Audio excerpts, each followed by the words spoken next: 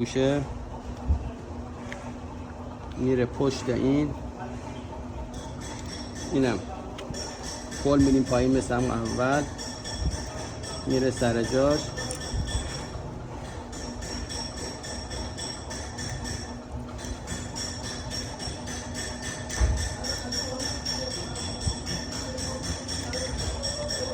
این میاد خاراش میره پشت این گیر میکنه که این دیگه در نمیاد. اینو واسه همین فشار میدی پایین. اینو وقتی فشار میدی پایین میاد میره خاراش پشت این گیر میکنه، یه گیر نمیشه، در نمیاد. این خارا رو منظورم، این خارایی که اینجا داره فشار که میدی میره پایین، میله میره پشت اون گیر میکنه. این مکانیزم خیلی ساده، ولی موتورهای دیگه اینجوری نیست. موتورهای دیگه داستان تره. اینو پشتشو هول میدیم میره سر جاش. وقتی که هول دادین رفت سر جاش، اینو فشار میدیم به سمت پایین، میله رو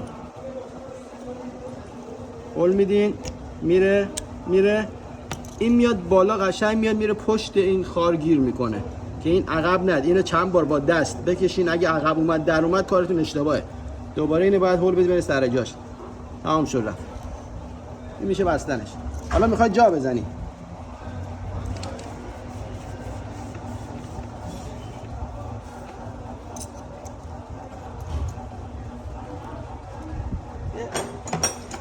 گوشتی ریز باید داشته باشین. دوتا لنتو جاشو باز بکنین اینجوری، لنتو باز که بره سر جای خودش بشینه. میبینین رفت سر جای خودش نشست.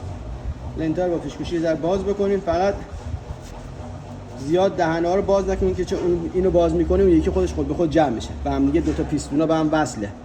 همون یه ذره باز کن به اندازه قطر دیسک، لنتا میره سر جاش میشینه. میذاری سر جاش. پیچ پایین اول، پیچ بالا نگه دارنده سنسور ABS.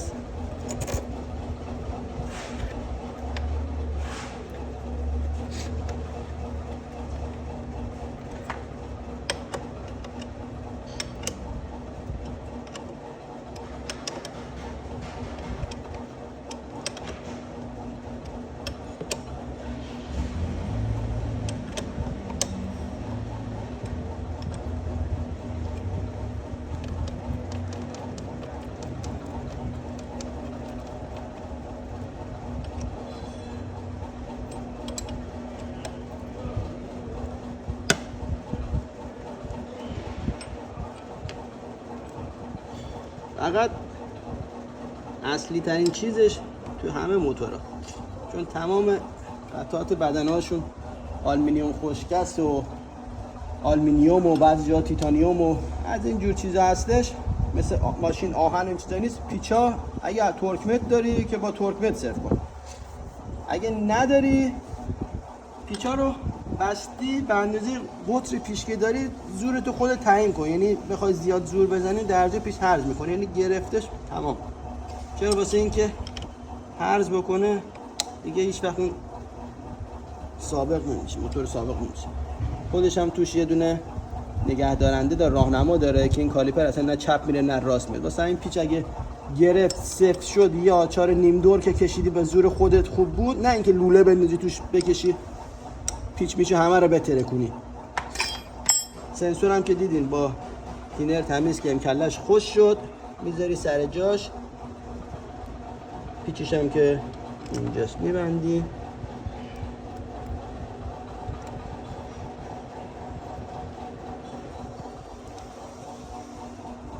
این سنسور از روی این میخونه.